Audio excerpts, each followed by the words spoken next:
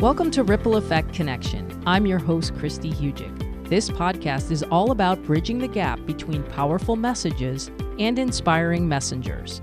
Our mission is simple: to spark transformative conversations that create a ripple effect of positive change in your life and the lives of those around you. Parenting is hard.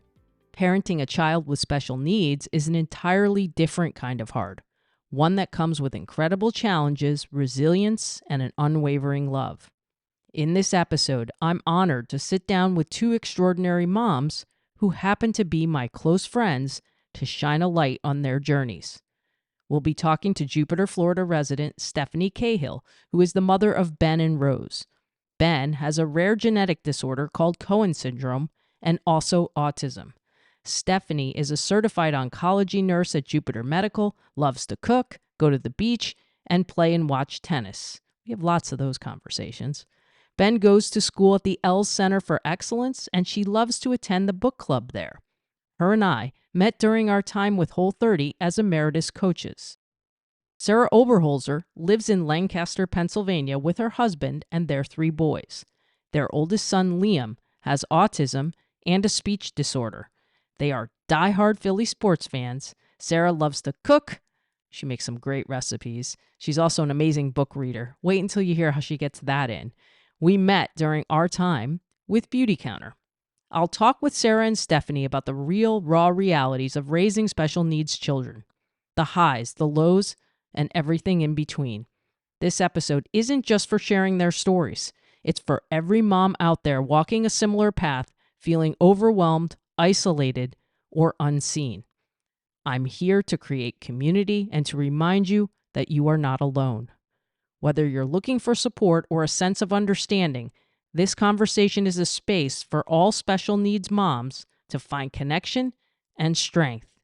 Here is my conversation with Sarah and Stephanie, who got to meet each other and connect for the very first time on this podcast. What an honor it is to have two of my favorite people on at the same time today, and 2 people who I really believe deserve a voice on this podcast to talk about special needs moms. So Sarah, I'm going to start with you. Let's talk about your beautiful family first. Liam, he's your oldest. Can you talk about the diagnosis you ended up getting with him and the challenges that he faces? Yes. So Liam is our oldest. He is currently 10 years old. He's in 5th grade. We just started school for the first time yesterday. So feeling like all the beginning of school, anxious feelings right now, but this is good distraction. So Liam was diagnosed officially when he was 3 with a speech disorder called apraxia. It's called childhood apraxia of speech. And then he was also diagnosed with autism when he was almost 4, and he also has diagnosed anxiety as well. So there's a lot that went into that. It's like all different time frames, timelines. We got the apraxia diagnosis first, and then we got the autism diagnosis later on. And we started with therapies at birth to 3 in our state. We're in Pennsylvania, so I know it's different, like statewide what they have for programs, but we did a birth through 3 program, got him started on speech when he was like 15 months old, and have just continued on in that journey of getting services and getting diagnoses when we need them. Yeah, and I know you and I talked about this before we came on here, and, you know, there has to be a fear when you know something's wrong and you just don't know what, and that can be very traumatic. So how did you deal with the unknown, and was there a level of comfort once you knew this is what's going on and then you could deal with it? Yeah, I think it's definitely very scary. I would say I always had a feeling that would have this diagnosis or some diagnosis later on in life. I think trusting your gut, like I feel like we talk about mom gut all the time, and I feel like it's so, like, that's what I just felt. And so it is very scary to get that diagnosis, but at the same time, it was very reassuring because it was like someone else was seeing all the things we were seeing. And it feels weird to say it's comforting, but also scary at the same time. But that's exactly what I felt. And I can relate in the just, you know, when I was getting diagnosed with my autoimmune condition, there was the worst part is the unknown sometimes. And then it's, yes, there is a grieving process when you know, but then it's like, okay, well, we know, and now we know there's things we can do. Stephanie, I'm going to go to you and have you talk about your family and my guy Ben and his circumstances and what happened with his diagnosis.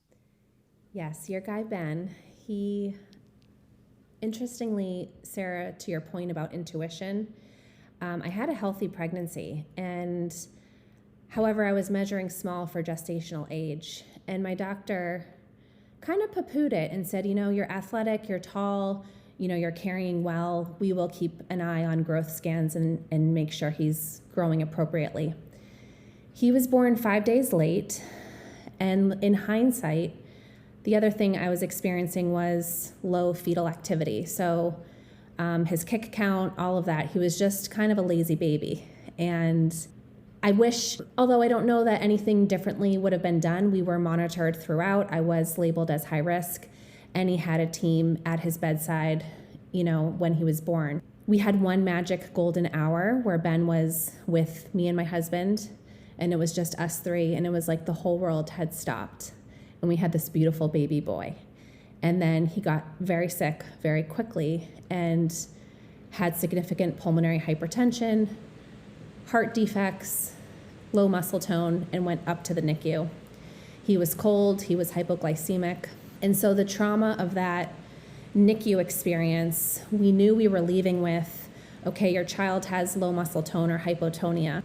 He basically had the $1 million workup when he was in the NICU to figure out why he sort of had all these different symptoms.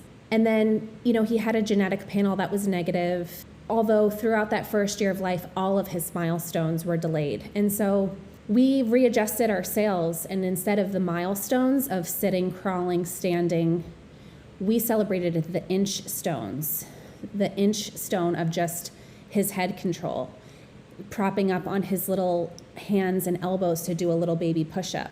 There was just a lot of ups and downs and a lot of unknowns. And Christy, what you just said was really impactful about, once you have something, it's something to anchor you to, right? Hold on to. And then at age 14 months, he was diagnosed with global developmental delays. So he was delayed in all of the areas of development and also diagnosed with autism. And that was really relieving. Sarah, like you said, someone else was seeing what we were seeing and feeling as parents. And then, interestingly, at age 4, thanks to a little bit more probing from our team up at Boston Children's, we went for whole exome sequencing, which is a genetic test where mom, dad, and baby have all of their genes sequenced. She told me it's like a needle in a haystack. You'll be lucky if you get a call back, but let's try for it. Let's put in for insurance. We got denied at first. We tried again. Okay, so we got the test. In the meantime, I'm 35. Ben's 4.5. I'm like, you know what, Matt, to my husband, this ship is sailing, so it's either now or never for having a second child. And we were cool with having one. I mean, we said one is fun. Ben's a super cool guy. We'll have a great, blessed life. But my intuition was like wanting a sibling for him. We got pregnant organically, and then I was 8 or 9 weeks pregnant. We had just shared with our immediate family only at this time, and we get a call from the geneticist who said, I need you to come in right away. We have a diagnosis for Ben. You're pregnant, I need you to come in. And I went by myself, and in hindsight, I can't believe I did that, and I'm a nurse, and so I show up in my scrubs at Children's, and she's like, so we found something that explains why Ben is Ben. He has Cohen Syndrome, and these are the attributes. And she had a hand paper where she had all the areas of development and all of the specialists that Ben had. They called him, he has a constellation of symptoms. And at the top is the umbrella is Cohen Syndrome. But what I loved is that she led with, they have a friendly disposition. And she led with, this positive attribute of Ben, where if you know him, and Christy, you've only, just through picture and video, you've connected with Ben. You love him, and he brings joy to many people that he meets. And so she led with that. And then she said, it includes global developmental delays, autistic traits, low muscle tone, chronic neutropenia. That explained why Ben had multiple infections and still continues to have multiple infections.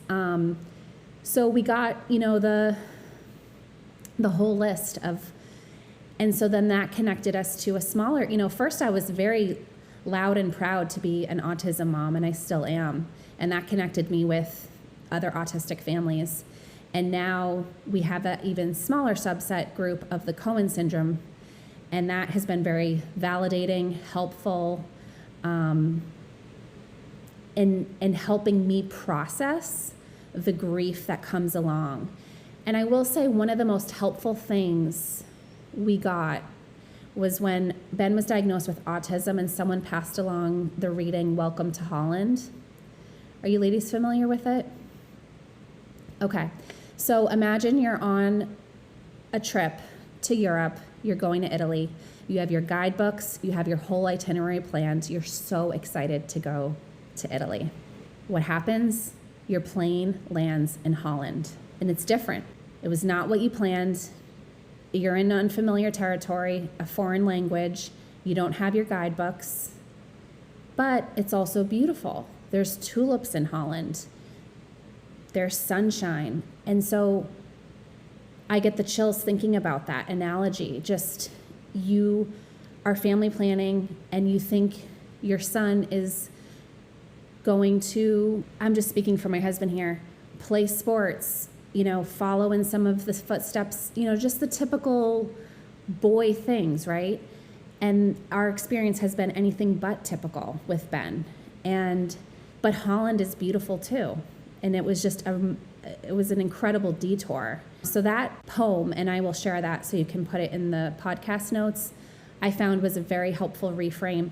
But you have to remember, you still have to grieve the loss of not going to Italy. You prepared and now your life is markedly different. We still forever will be grieving parts of our parenting experience. And another piece of advice that someone told me was that it takes ongoing radical acceptance. And that also helped me to just accept the here and now. And that's really all we can do in life with ourselves, our family, our health, our children. And that's helped me reframe. But, the cobwebs and the trauma and the roller coaster ride of this journey can take you to all sorts of places. And I think it will take ongoing work, for both me and my husband and our family. And I don't mean that to sound in a bad way. I just mean it is what it is, right? And we adjust our sails in life. And that's what we've been doing for 10 years with Benjamin. Yeah, and Sarah, I know, I'm going off script, I know, but that was, beautifully put, Stephanie. And I know, Sarah, you've got things there that you can relate to. Do you want to talk about that what you can relate to with what Stephanie's saying? I remember it so clearly because it was like his day he was diagnosed. Like it changed our life basically, but at the same time, nothing changed. It was still like the same kid who, I walked in the elevator with Liam, I walked out with Liam. It's not any different. It's just you have this like diagnosis now and you're like, oh, this changes everything and it changes nothing. And I think myself, it's easy as a mom to be like, okay, now this is our plan. This is what we're going to do. I have all these things to do. I have a list, like that helped me. And it does take some time, I think, to get that acceptance of like, this is what our life looks like now. This is completely different than what I thought it was going to be. And I think it takes time for everyone else to kind of catch up to, what that looks like. Yeah. And I know, Stephanie, I want to circle back too, because I know one thing that was important to you to talk about was advocating for the exome testing. So if you want to talk a little bit more about that, what you mentioned, then feel free. Would love to give you the forum to advocate for that here. Yeah, I think as Ben's geneticist said, she said, we're just at the tip of the iceberg here. And so there are many more kids that have Cohen Syndrome that are undiagnosed because they don't have access to a geneticist or this type of blood work or healthcare in general, right? So we're very fortunate in that sense that our doctor went to bat for us. It is a auto-recessive genetic syndrome, so my husband and I are both carriers, and it takes 2 carriers to express the gene. So therefore, the Puget square of, blue eyes, there is a 1 in 4 chance with every pregnancy, if Matt and I were to have another, that we would have a child that expressed Cohen syndrome, which was a concern because I was pregnant at the time that we found out. And we leaned on faith. We opted, we had all the choices, CVS, amniocentesis. She said, whatever you choose, you'd qualify for IVF with genetics and all of that, right? It can get really sciencey. And part of me as a nurse did want to know, and our parents were making sure that we were prepared to possibly have another child with significant lifelong needs. But Matt said it best. He said to me, I would never end a pregnancy because of another kid like Ben.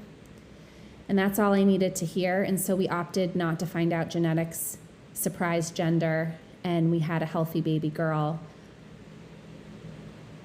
Something else that, Sarah, I love what you said about, Liam was the same kid who walked on the elevator and, changed everything, but also changed nothing. And I remember at the elevator after Ben was diagnosed with autism and global delays, I said to Matt, you okay? And he said, if Ben's happy, I'm happy. If Ben's okay, I'm okay. And again, that really put it into perspective in a simple way. And I think that's also helped to guide us. But absolutely ask your doctor, can you do a genetic panel? Is there something else we can think about here? Would we qualify for whole exome sequencing? Because you do have to go through the hoops to get access to that, but it turned out to be incredibly helpful for us. I think, too, one of the things that you both have each day, just like any parent, is going through, there are challenges, but you get to see wins, too. Stephanie, do you want to outline just a couple of things that I know the challenges, like the infections that you said, we talk about when Ben's sick, Ben will get sick, a little more often in that. So I know you have some challenges with that. So why don't you first give us a couple of challenges and wins you get to see, and then Sarah, I'm going to have you do the same.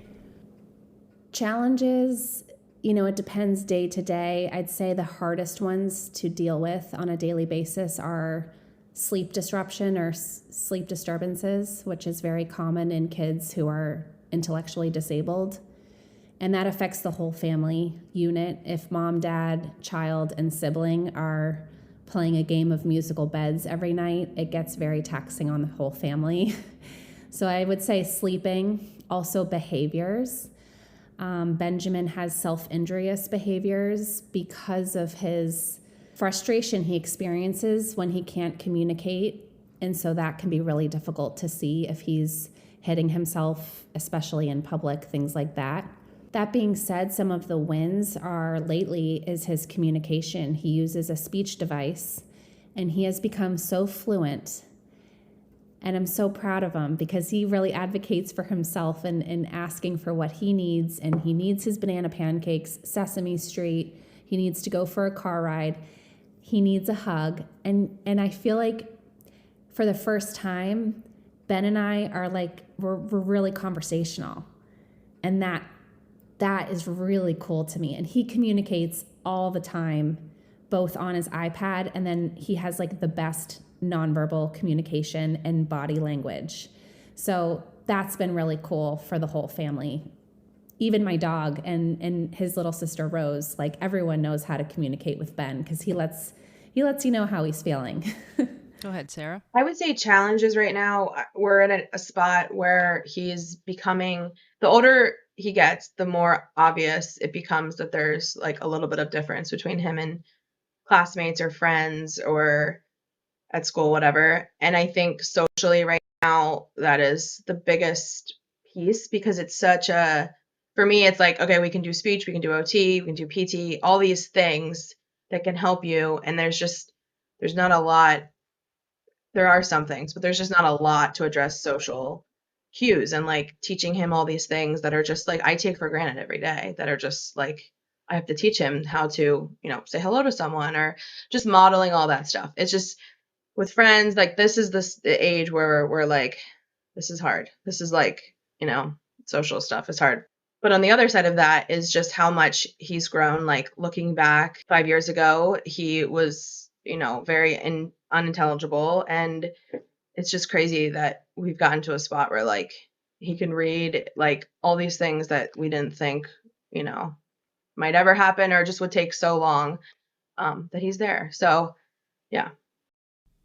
That's awesome. That's awesome. And I know, look, any process of parenting, we're going to go through challenges and wins, but the level and the uniqueness of what you all deal with can't really be understated. And so that's why I think it's important to hear your voice. And I think it's important for other special needs moms to hear your voices. And so I guess if someone else is listening to this and they're going through this, I guess what advice would you directly give to them? Stephanie, if you want to talk about the advice you would give someone else going through this, and then Sarah, I will circle back to you.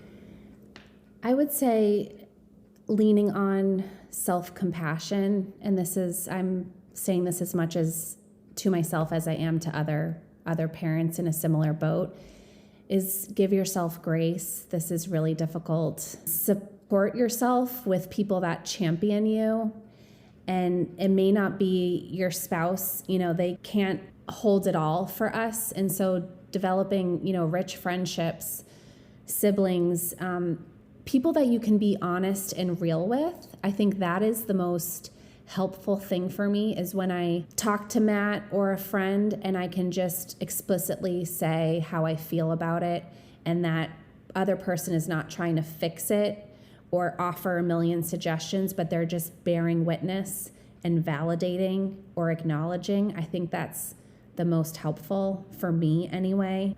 So self-compassion and a good support system, however that might look like. Yeah, I mean, I would echo all the same things. I think for me, the most helpful thing is talking to like-minded people that are just in that same circle where they understand kind of what you're going through. And I think that was the most helpful for me in the beginning, of just talking to people who either are further down the road than we were, or just the same spot, or just something of like, just, having that like light at the end of the tunnel just to help you, I don't know, understand what it's like. Chef's kiss. I think having friends of all ages is really valuable. Yeah. And I have found that connecting with older parents and now on the flip side, helping to support people that are just newly diagnosed, or maybe it's not, autism, but it's just my kid needs OT and speech or whatnot. But I think we all learn so much from each other. And some of my best supports are my friends that don't even have children. Like my proud childless cat lady friend in Denver, we talk all the time, and she's an incredible sounding board for me and my experience with Ben. So it's really developing those rich relationships in life. Sarah, I want to circle back to you too, because you and I talked about this the other day, and I thought you had some really good information. You both mentioned, having friends. And I think sometimes on the other side of things, being the friend or the family member who isn't quite sure exactly how to support you the best. I felt that, when my godson, was a special needs, kid, and my best friend's the mom, and I see what's going on, but like, what are the ways that I can best support her? So I guess, Sarah, maybe some guidance for some people that need to be that supportive person in your life. What advice would you give them on how to deal with that? Yeah, I think for me, at least, it's very, it means a lot, and it's very helpful when someone kind of like does their own research on autism or apraxia, or just even asking me questions about Liam specifically, or, just kind of doing it without me like encouraging it or telling them what to do. And that has been, I think that's the biggest thing for me, is just doing stuff without me asking for help too. And yeah, just being there to support, but also like a Starbucks gift card in my email, like, is amazing. Like just little stuff like that, like I'm always like, I need coffee all the time. But yeah, I think just being there, being supportive, doing your own research, and showing up. Yeah. Stephanie, you have more to say about that? I love the practicality of a Starbucks card and a sweet note. It really goes a long way. I was just reminded of a time when, a little bit different, but my dad had just passed away, and my friends from work paid for my house to be cleaned in the wake of my dad passing away, and we welcomed Rose, and that was so incredibly helpful. I think anything that can help create ease, and Christy, you are so helpful to talk to when it comes to this, is whatever can create ease. And I like what you said, Sarah, about maybe doing a little bit of your own homework so that we don't feel like we constantly have to explain, or just asking like, what would be the best way to get together with Ben? Or would it be helpful for us to come to your house, or do you want to meet at the park? Those types of situations still stress me out to this day. But if someone had the consideration to ask what might work best for us and Ben, and that means so much. It really does. But yeah, I love the practical stuff, because it can be really hard to fill up our own cup. You're so bogged down with overwhelm. But now you're getting to the next question, because that's the thing, right? You have to find a way to put the oxygen mask on and do your own self-care in this. And I know it's hard for any parent to do that, okay? But it's really hard in this situation. So Stephanie, what are you and I've talked about this a lot off mic, what are you doing to make sure your self-care is a priority? It definitely ebbs and flows based on my capacity and my mental health in that given season. Christy and I first met through the Whole30 community, and that was a way learn more about how food affects me, and my husband and I did it together. We had so much fun. We learned how to cook together, make delicious meals, nourish ourselves, have more energy, and that became a real cornerstone for other things. Lately, my self-care is tapping into the things that I loved to do before I had kids, which was play tennis, watch tennis, play piano. And so now I am taking piano lessons, and I'm playing tennis 1 hour a week. Something small and silly, but last night after I brushed my teeth and washed up, I sprayed a little spritz of perfume before I went to bed. Just for me, not for anyone else, but just for me to go to bed and have that, that smells good. So, and then like recently I just got an Aura ring, because I'm trying to learn how to really listen to my body more, rest when needed, recover. I tend to push through, and I can be very resilient and very independent, almost to a fault. But as I'm entering a new decade and, the second half of my life, I really need to listen to my body and honor it and all that it's been through. Sarah? Yeah, I think finding those things that are, things that bring you joy, like the tennis and piano, like I love that. I got into reading a couple years ago, and that's been huge. I read in high school because I had to, and I don't think I picked up a book really since. And now I read 80 books last year, and I'm hoping to read 90 this year. And like it's crazy. Like it's just reading, but it brings me so much joy, and I love thinking about what I'm gonna read next. It's like so nerdy, but I also am a huge, huge, huge fan, and will shout it on the rooftops forever, of therapy, and that's been very beneficial for me. Like I didn't think I would come into therapy talking about Liam, and I think that's probably all I talk about some days. And that has been very, very helpful. And like Stephanie had mentioned it before, but like dealing with the trauma kind of the diagnosis or just your child, the whole thing. I think just having someone to talk through that with and hope and all the things. So read and therapy. Those are my my things. Yeah, and I hope someone will listen to this and, take something from it. And then I think that we need to give people the opportunity that you two have been so gracious to give, which is that people can connect with you if they want to share their experiences, because I know that it does help.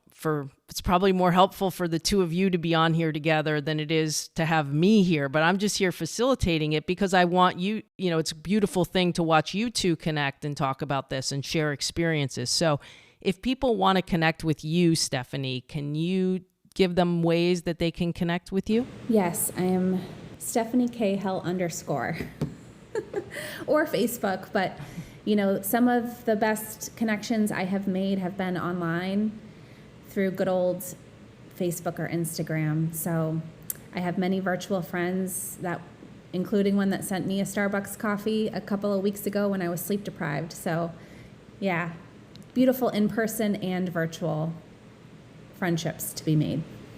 And Sarah, how about you? Yeah, the same thing. I have so many friends that I connect with on social media, and I feel like sometimes it gets such a bad rap of like being on Instagram, and I'm like, some of my closest friends are on Instagram and I talk to them every day, so I will never stop. But my Instagram, my handle is Living the Counter Life, but I am on Facebook too, and I mean, you could text me, you could do all the things. That's funny. I think I might follow you. I know I recognize the handle. Seriously? That's so funny. But you guys might have known each other from the beauty counter world. So everyone listening knows both of these guests were in the beauty counter world. So Stephanie was a beauty counter consultant also. So you may have connected and not known it. So that's cool too. But I, for one, just appreciate both of you coming on, being willing to share. Hopefully the goal with every podcast I do is that just hopefully it helps somebody. So Stephanie, want to thank you for coming on, and Sarah for being a part of this. Thank you. Thank you for facilitating, Christy. That's a wrap for this episode of Ripple Effect Connection. I enjoyed bringing these two wonderful souls together. Today, we've highlighted the incredible strength of special needs moms like Stephanie and Sarah. It's crucial that we recognize and amplify the voices of this often overlooked segment of our community. A small gesture of support can make a huge difference in their lives, reminding them that they are not alone on their journey. If you know a special needs parent or anyone who could benefit from hearing these powerful experiences, please share this episode with them. Feel free to connect with me anytime on social media and let me know what resonated with you. Reach out on Instagram @WholeHealthChristy. You can also get the full show notes for this and all episodes on my website, christyhugic.com/podcast. Be sure to check out my new website featuring all my updated coaching offerings. Next, spread the inspiration, like, follow, review, and share this podcast with others who will benefit from these stories. Stay tuned for the next episode of Ripple Effect Connection. Let's create waves of change together.